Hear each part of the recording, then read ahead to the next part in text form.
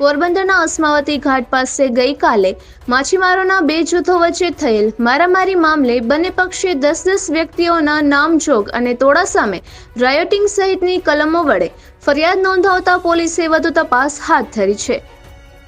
પોરબંદરના ખારવાવારમાં મોટા રાંદલ માતાજીના મંદિર પાસે રહેતા દીપેશ રત્નાભાઈ સોનેરીએ નોંધાવેલ પોલીસ ફરિયાદ મુજબ પોરબંદર અને સુભાષનગરના ખારવા સમાજના આગેવાનો તથા માછીમારોએ 600 કણની જાળ ન વાપરવા નિર્ણય લેવાયો હતો। છતાં સુભાષનગરમાં રહેતા સૌજી ગગજી, દીપક કાંજી, રાહુલ સુકા અને પારસ નાનજી પોતાના પિલાણામાં 600 કણની જાળ લઈને નીકળ્યા હતા। આથી દીપેશે તેને જાળ બાબતે પૂછતા ચારેય શખ્સોએ બોલાચાલી કરી હતી।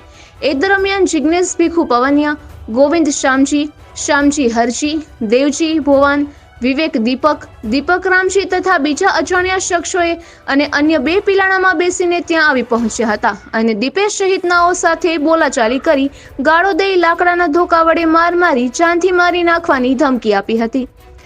જેમાં દીપેશને નાક ઉપર 13 ટાંકાની ઈજા પહોંચી હતી તો દિનેશભાઈને વાંસાના ભાગે, હિતેશ માવજી અને વિજય છગનને હાથના ભાગે ઈજા થઈ હતી।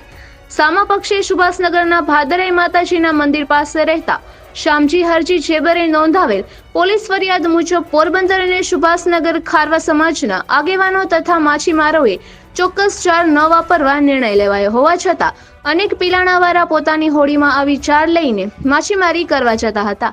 આથી જિગ્નેશ ભીખુના પિલાણામાં આ પ્રકારની જાળ લઈને શામજી માછીમારી કરવા નીકળ્યો ત્યારે એ મન દુઃખના કારણે દીપેશ રત્ના, ઉમેશ રત્ના, જીતેન્દ્ર રત્ના, જયેશ રત્ના, દિનેશ હરિયાલાલ, નીતિન હીરાલાલ, રમેશ ધનજી, લાલજી ધનજી, હિતેશ માવજી, વિજય છગન વગેરે 10 શખ્સો ઉપરાંત અન્ય શખ્સોએ શામજી સહિતનાઓ સાથે બોલાચાલી કરી હતી તથા ગાળો દઈને લાકડાના ધોકા વડે માર મારી જાનથી મારી નાખવાની ધમકી આપી હતી। જેમાં શામજીને કાનના ભાગે 3 ટાંકાની ઈજા તથા હાથના કાંડા ઉપર ઈજા થઈ હતી। તે ઉપરાંત ગોવિંદ શામજીના માથાના ભાગે, જિગ્નેશ ભીખુના માથાના ભાગે પણ ઈજા થતા ગેરકાયદેસર મંડળી રચી પોતાના સમાન ઈરાદાઓ પાર પાડવાના ઈરાદે લાકડાના ધોકાને ધારણ કરી હથિયારબંધી જાહેરનામાનો ભંગ કર્યો હોવાનો ગુન્હો નોંધાવ્યો છે। પોલીસે બંને પક્ષે ગુન્હો નોંધી વધુ તપાસ હાથ ધરી છે। નિપુલ પોપટ, પોરબંદર ટાઈમ્સ।